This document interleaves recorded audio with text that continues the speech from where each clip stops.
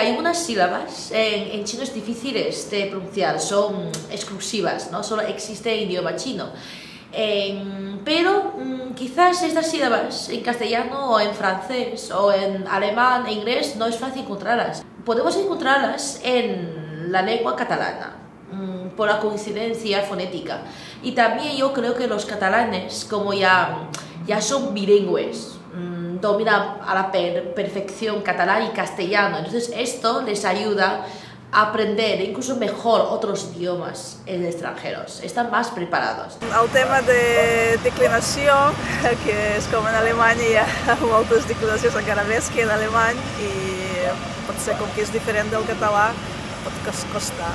La escritura és més costa perquè, clar, és que tenim tres tipus d'escriptura diferent i s'ha d'aprendre moltíssim, no?